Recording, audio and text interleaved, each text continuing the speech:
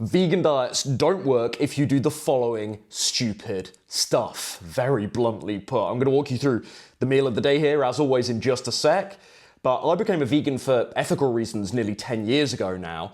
But in my experience, there's a massive difference between being vegan and being a health-conscious vegan. So if you care about the ethical aspect of this lifestyle, but also want to feel slim, fit, healthy, strong, or you're not vegan, but you're eager to make some healthier choices, well, you're gonna want to avoid the 5 mistakes I'm gonna walk you through in this video. So buckle up. I hate this new mic, by the way. It looks so stupid, doesn't it? I'm gonna have to go old school with get the wire going again. None of this wireless nonsense. Lunch today then looks plentiful, doesn't it? But very straightforward. Rice, tempeh, various veggies here. So some shredded carrot, rocket or arugula, some red cabbage, bit of sauerkraut, fermented veggies, amazing for the gut, by the way, some cherry toms, and of course some avocado. And we're gonna cover that in a little bit of the old hot sauce. So little taste test.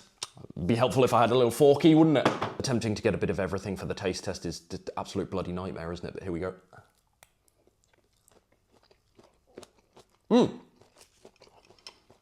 Yeah, it's not high-end cuisine, but it does the job. It's high in fiber, good balance in the macronutrients here. We've got some healthy carbohydrates. We've got some protein from the old tempeh. We've got our healthy fat source in terms of the avocado. Plenty of vitamins and minerals here too. Solid.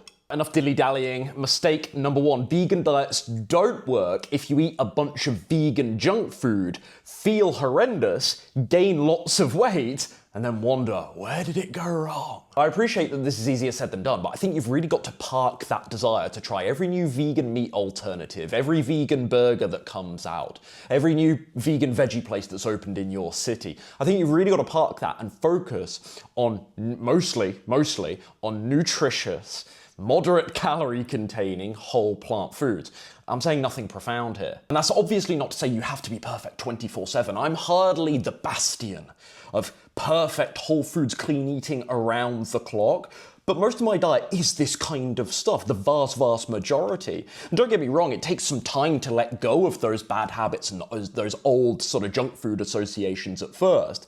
But it feels so worth it once you start watching your health improve. And once you kind of go through that sort of taste bud transformation, the gut bacteria change, and you start genuinely enjoying the taste of healthy food once you've almost cleansed, slightly woo-woo term, and I don't mean it particularly literally, but you've cleansed your palate from the taste and your brain and all its associations from the taste of very processed artificial stuff. Mistake number 2, vegan diets don't work if you don't eat enough calories. Of course, undereating is going to be problematic on any nutrition approach, but since vegan diets seem to be associated with lower body weight, which obviously is a huge net positive from a health perspective, I do occasionally see vegan diets done to a low calorie intake, that isn't really sustainable in my opinion. You've got to think, if you were a big meat and dairy person like I was before going vegan, even if you're adding the equivalent volume of lentil, beans, tofu, etc. to your meals, to be quite cliche about it, you're still very likely going to have a considerable drop in calories. Is a drop in calories a bad thing? No, not necessarily. Let's say you're overweight right now. Principally, a drop in calories is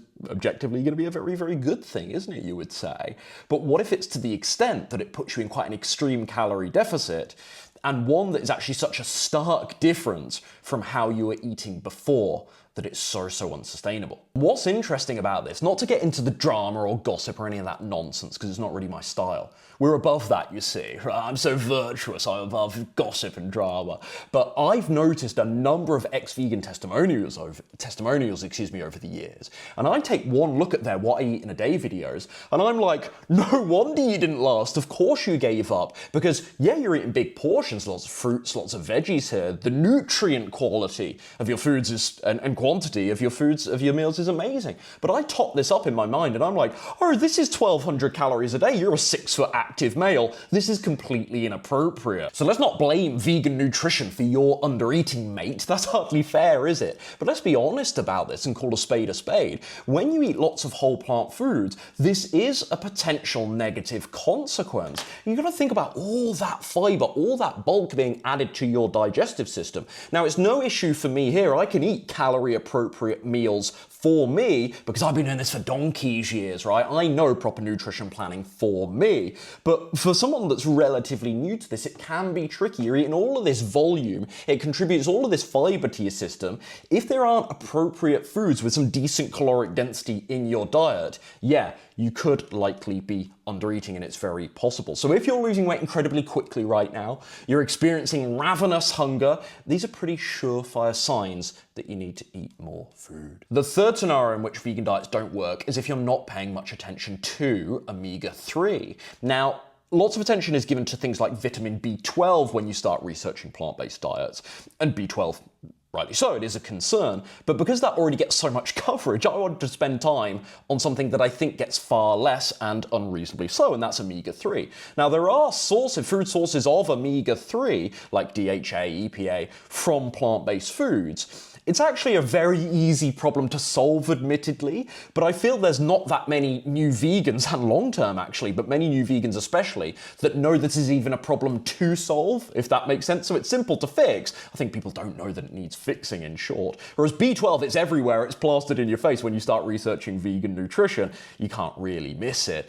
As I say, luckily it's very, very easy. So omega-3 rich food sources include chia seeds, flax seeds, walnuts, hemp seeds. Surprisingly, this one always shocks people, Brussels sprouts have a reasonable amount of omega-3. Not everyone's taste. I like them, but not to everyone's taste. However, as an insurance policy, to make sure you're not missing out because of the relatively ineffective, admittedly, ALA conversion, I do personally take a DHA, EPA, omega, it's a mouthful, DHA, EPA, omega-3 supplement from algae to ensure I'm not missing out on anything. Mistake number 4, vegan diets don't work if you're scared to eat outside of the house.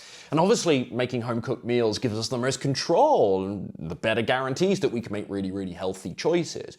But is avoiding restaurant, cafe food, food on the go, is that really going to be a practical lifestyle long-term for you, is the question I would ask. Yeah, if you're Larry Loner, Billy No Mates, maybe it is, but I would like to think my audience here is full of cool, charming, respectful, good-hearted, friendly people, right? So, providing that you're not lonely and insular, this probably is a reality for you. Eating out every now and again, it probably is a reality of your lifestyle. Now, of course, how healthily you do this is entirely up to you, but principally the point I want to make is don't be afraid to do this because you fear that you'll eat something non-vegan. It's very easy nowadays, or for fear that you simply won't find anything vegan and then you'll be absolutely ravenous and starving, because I think you can overcome this with a little bit of menu planning, a little bit of checking ahead, speaking really respectfully, of course, to service staff. If you are worried about making healthy choices though, I would highly recommend sushi places. They tend to have good options. Where else do I love? I will love anywhere that does sort of poke bowls or salad bars. They tend to have very good options for us.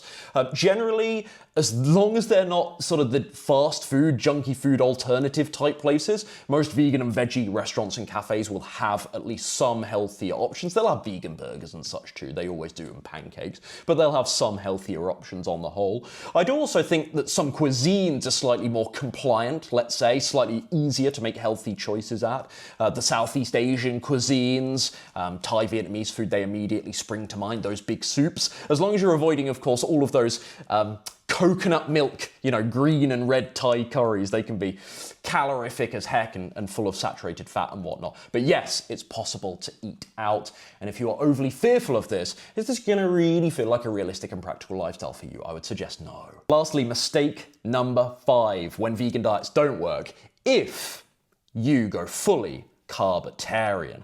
And of course, it depends what we mean by vegan diets don't work, right? A diet will work up until it doesn't.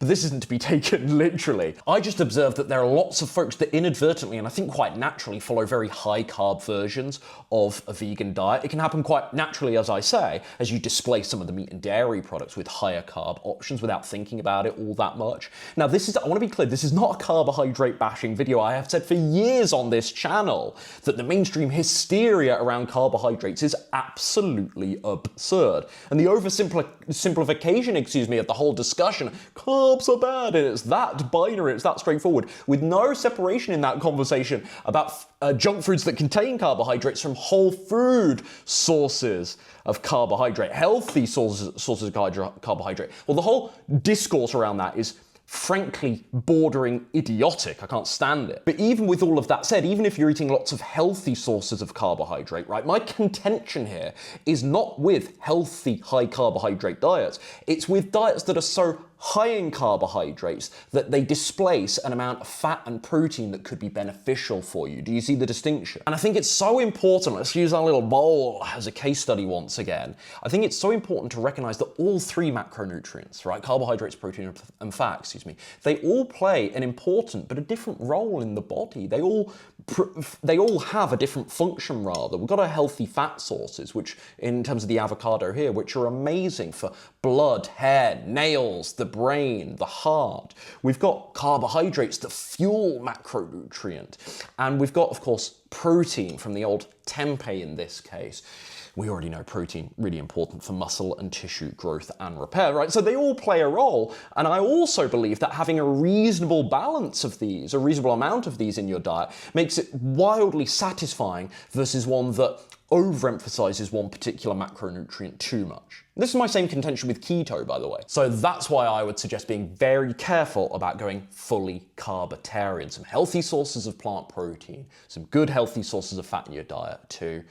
Adding to that balance, I think that's where you're going to feel and perform your best. Now, there's a theme here in these 5 mistakes or warnings that I've shared with you today. When vegan diets are done right, they can be absolutely amazing. I know it's anecdotal, but it's changed my life. That's inarguable in my mind. But without proper planning, a vegan diet will work until it doesn't.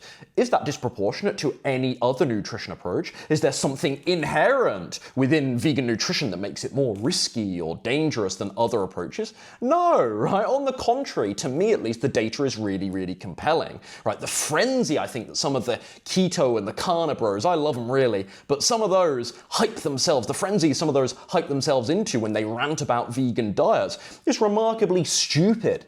Just my take, it's remarkably stupid. But that's not to say that some criticisms aren't appropriate. That's not to say there aren't some blind spots. That's not to say that it will always be smooth sailing and you'll never have to do any troubleshooting. Sometimes things will go wrong, and if you're inexperienced, the chance of things going wrong that you don't know how to fix yet, well, that's relatively high. But hopefully this video helps you avoid some of the common traps that I see people fall into, okay? I'm going to enjoy this. Rant over. It's been a long one. Thanks for joining me, folks. See you in the next one. Have a good one.